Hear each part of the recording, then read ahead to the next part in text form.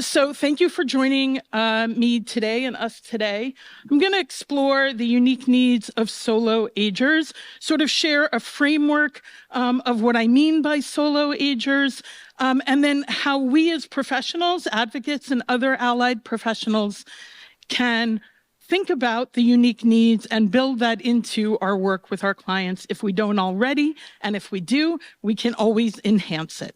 So that's our map for the next 50 minutes, half an hour before questions. So first I wanted to share the various names that have sort of morphed when it comes to the slice of the demographic of solo agers. So it started with vulnerable elderly. Now, if that's not an endearing term, I don't know what it is, right? So I would love to see in my chart, I'm a vulnerable elder. Then we had unbefriended elders, people without support. Then we moved to geriatric orphans, little, Oliver Twist for me. Then elder orphans, which is still used, and the origins of the phrase elder orphans is actually a medically clinical one. There's a gerontologist on Long Island who started using that phrase and did some research and printed some papers related to that topic and that catchphrase related to patients, to be able to sort of flag the unique needs of those patients using the term elder and orphan. Again, for me, a little Oliver Twisty, but it's still out there. You'll still see that. Senior orphans is sometimes also used. Kinless is something that's used more often internationally than with us in North America, but it's taking on some steam. Childless adults, solo seniors. You can see I have a bias in the way I put these on the screen, right? Solos. And then finally, solo ager. So that's sort of the roadmap of where we've come from and where we are now. So for me, I use the phrase solo ager. So who is a solo ager? A solo ager is an adult that's 55 or older. And the key part is actually the middle. So we're going to look at the rest around the compass, but the phrase without a reliable support system is the part that's the critical part. We can slice this a gazillion ways. I'm going to give you 4 different, right? May or may not be married or partnered, lives by themselves or with a partner, did not have children or had children, but for a variety of reasons, either children or other adult family members are unable or unwilling to assist someone as they age. So that all circles back to that top about without a reliable support system. I am fortunate to give talks about solo aging all over the country, and I share this roadmap. In the last number of years, I've done it on Zoom, right? Because we've done everything on Zoom. And I'll see little aha eyeballs go off, like on the Zoom rectangle. Oh, maybe that's me, maybe that's me, maybe I know someone, right? So the point is, this is a large framework in general. There isn't a membership card. It's not AARP, right? It's literally a slice of the demographic, and people self-identify in all kinds of ways. So what we know, and we know this in our work and we know this in our lives, older adults prize independence, but that attitude can both be a great thing and also a barrier to receiving some support. So there are a few statistics on the screen, but the one people usually pull from this slide most often is that 1/4 of the baby boomers didn't have children. 1/4 of the baby boomers not having children, plus us having a caregiving crisis, put that all in a blender, and what do we have? We have a problem. But the good news is those of us in the room are part of the solution. So we don't have the problem. But largely, the fact that there are fewer and fewer people able to support people as they age is a real problem. And the reasons are many. And we know that from just as people have moved and aged along the way. People are living longer. People are having fewer children or no children at all.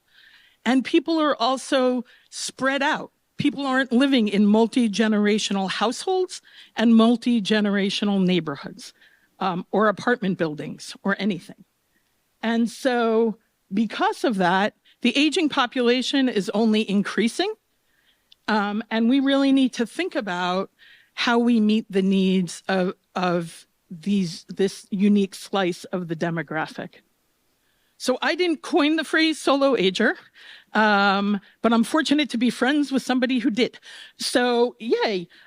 So Sarah Zeff Geber literally wrote the book on solo aging, which I have at the end of the talk. But what she did is she thought about in her own world, who was going to care for her and her husband, or just her, if she was on her own, and tried to figure out how her world was different without having children, then adult children, etc., to help out. And so what she did is she mapped out what a social network looks like for people with children, right? So this makes sense. This is not an uncommon foreign pattern, right? So the parent is connected to siblings, community, their partner, and friends. And then there's a possibility of increasing those connections in terms of people's children and possibly grandchildren. So when you look at a solo agers map, it looks different because you don't have those other additional layers. So you have the solo ager, no, you have an eager talk. You have the solo ager in the middle, also connected to family members, friends, community, siblings, possibly a spouse or partner, but you don't have those additional sort of automatic or natural feeder patterns of making other connections. So for me, in the work that I do, I see that there are 7 planning needs for solo agers. Now, often when I present this, people say to me, everyone needs to plan. And in our business, right, we would love everyone to plan before they ever call us, email us, contact us, right? We know that doesn't happen yet. But for solo agers, it's intentional planning. Because if you think about that map, that social layered map, they don't have children and grandchildren who are going to be aging to help fill in some of these gaps. So for me, I look at 7 different components of planning. Anyone have a guess why I put it in a circle? Okay. I'm sorry? Aha, she's going to go on the road with me in the future. So these are equal pieces of the pie. You cannot have one without the other. We know that in our work. If we only thought about navigating healthcare and not about finances or how to refer our clients to figuring out housing or any of that, we wouldn't be able to do our work effectively. So healthcare needs and management, advanced care planning, residential decisions, financial and legal, making sure there is an age-diverse and robust support system, and we're going to talk about that in a minute, and then including living a dynamic life. If any of you attended a solo aging talk I gave about 6 months or more ago, I didn't include section 7.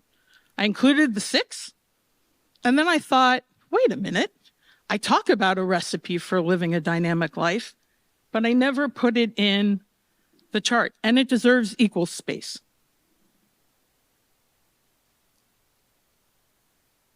So here's what we know. We know that solo agers put off planning, and human beings in general, because it's not fun, but solo agers specifically because they don't have people to fill the roles that they need. So here's how we can help. We can help our clients, connections, family members, think about their daily, weekly, monthly routines. And the reason for that is people don't often consider the connections they make as part of their routines unless they consider someone directly a friend. And there are a lot of connections people make in other settings that could be expanded, enhanced. Someone could help them out. They could help someone out. So it's really important to think about. The plan to sustain independence is something we all want, of course. And then putting together your own micro board of directors. And so here's the theory behind that. Anyone have a guess? Yes? No? Maybe? I have a guess. So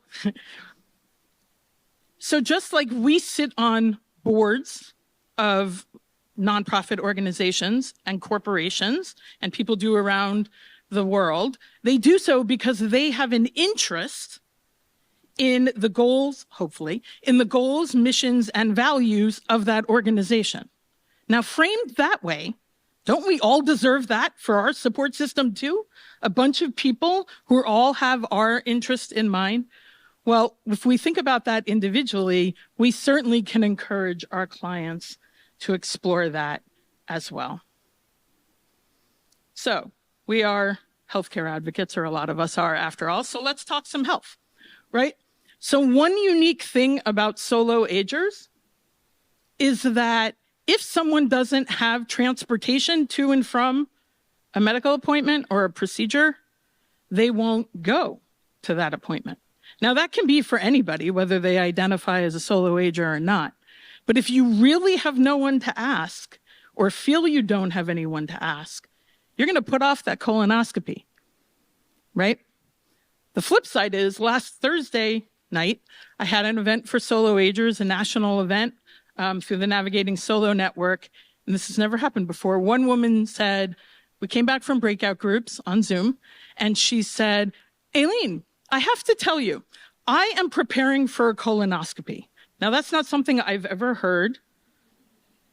Have you ever heard that as part of an event you've attended?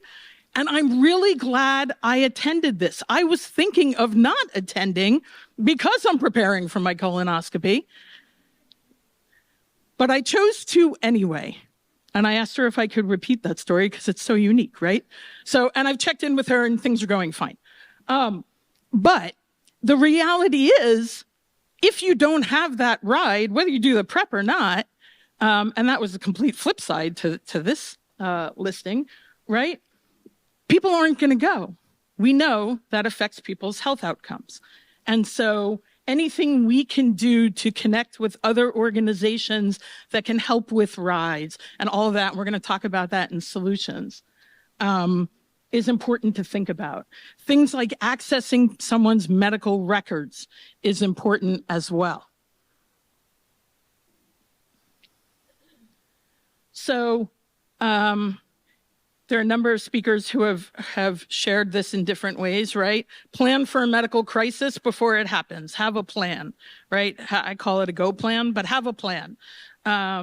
So we can help our clients and the community members we work with to make sure that happens. People can identify who they're going to be connecting with and asking to help them out ahead of time.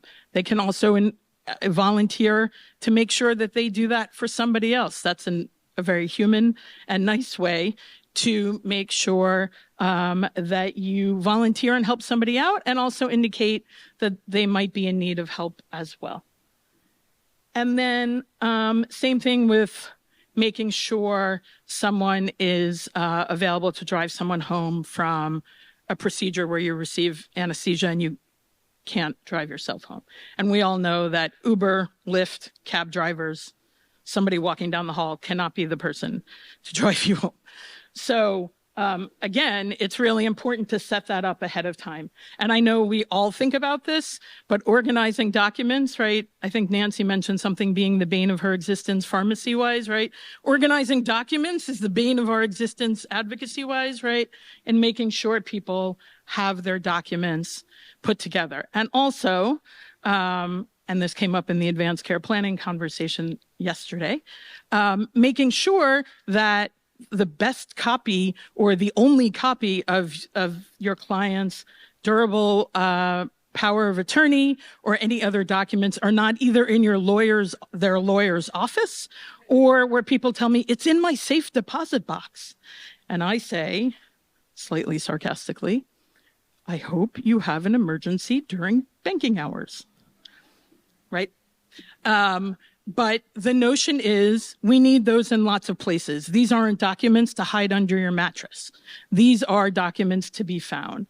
And our clients, we are the ones to help our clients make that happen. So here's another component that is also really important, the decisional element. So for solo agers, somebody who lives on their own, who are they talking to about different decisional elements, right? Who are they bouncing treatment options off of? Who are they doing all of that with? So we can be that solution. We can be somebody who keeps in mind that that could be important as we help someone navigate healthcare. So here's the piece about the support system. So I always advocate for an age-diverse support system. Guesses? Why? Okay. Well, I mean, if we want to bottom line it, sure. Okay. Right. That could slow you down. That's true. Okay. So, right. So one, being available, we'll call that being available. That's a nicer. But two, experiencing things at different points in different ways means that somebody may not be in your peer group and they are available to assist you in a way that could be helpful when others in your peer group might be experiencing something. They can also offer advice. So yes, the bottom line, available, definitely important. And also the availability of different people in different experiences and times of life. That can be really, really helpful. For a solo ager, it's critical. You have to think about having that age-diverse and robust support system, people to think about. So we need to encourage our clients to have an informal and formal network, and that means if they've connected with a patient advocate, they're on their way to having somewhat of a formal network, but thinking diligently about that routine we talked about at the beginning, and making sure that they have people in place. And if it's a matter of hiring people and that's not financially suitable, then we as professionals knowing what resources are available locally and nationally to plug our clients into. So also trying the buddy system. Again, it's a really nice human thing to volunteer to help somebody else before you need help. It's also a great way to demonstrate that you might or your client might need help along the way. And accountability teams, people who, right, I give talks on solo aging often and people say to me, there's a lot to do here. Who's going to hold me accountable? I don't know. No. So the reality is the more people you have to talk about these things, no matter who we are, no matter how we identify, the better it will be. So finding some accountability partners along the way. So here's that recipe for dynamic life, right? That seventh segment. We want to make sure that people can learn to cope with change, that people are able to find meaning and joy, whatever that means to them, staying active and connected, keeping their mind sharp, and also the concern over financial security. So I have two stories to share, but I'm actually long-winded, so I'm going to keep going, and I can share them individually at another time. So how can we help? And I sort of alluded to this. Whoop. Remote's going crazy.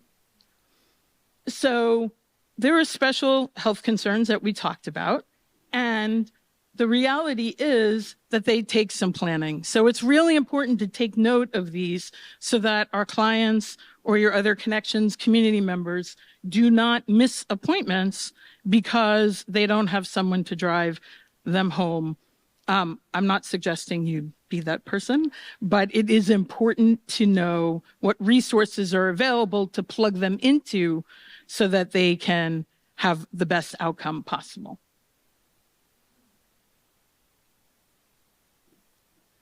So the other thing to keep in mind is you may be the only sounding board.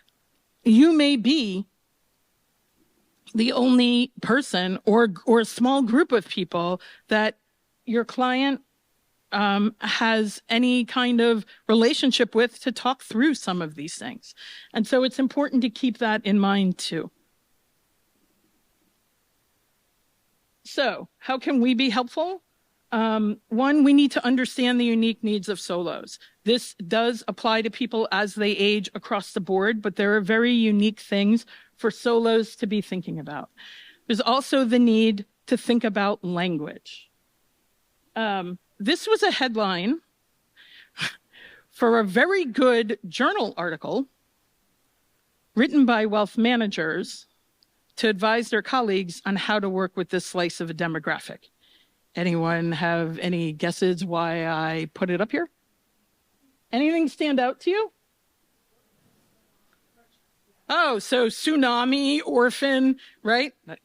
I'd love my wealth manager to call me up and say, "Hey, you're a senior orphan, and there's this tsunami coming. How can I help?" What? Right? So this print is a little too small, but here on the, try this. Nope. Here on the right side, it says the problem of senior orphans. How we've come to the problem of senior orphans. Okay, that's important to know. This is an estate planning website I picked up randomly.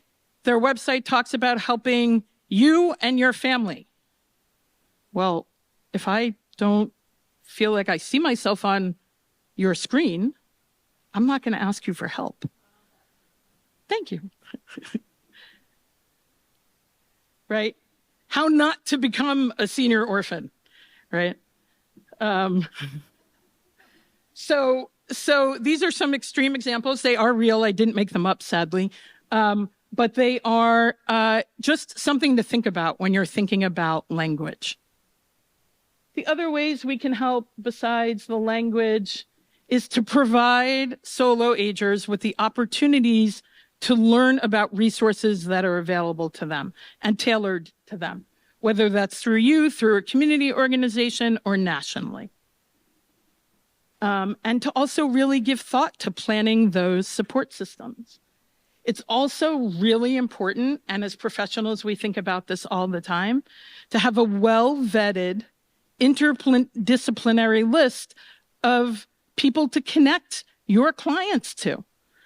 Or somebody you meet in the grocery store and they ask what you do because you're standing and waiting at the register too long, and all of a sudden you're talking about patient advocacy and they somehow identify as a solo ager. So plugging them into some resources as well. I often give talks when I show the 7 planning needs, and I often see people look like this because it's overwhelming, right? It's a lot of information and it's quick. So this is the same chart, just with color, more color. But these are the 7 planning needs that solos definitely need to plan for. We are, as an independent board certified patient advocate, I am not ethically or legally or anything able to help anyone financially or legally, but I better know the right people to do that, right? And who are going to speak solo aging. It's a secret language, no. Right? To be able to speak to those unique needs so that when a client goes to someone to do estate planning and they say, and the attorney says, do you have any children? Do you have any grandchildren? Do you want to leave anything to family members? And someone says, no, they finish the conversation. Well, there's a whole world to leave things to as a beneficiary. But the mindset, and it's not malicious, it's just structural, we can change structure, is to think about it in a very linear way. So there's Sarah's book on the bottom left, Essential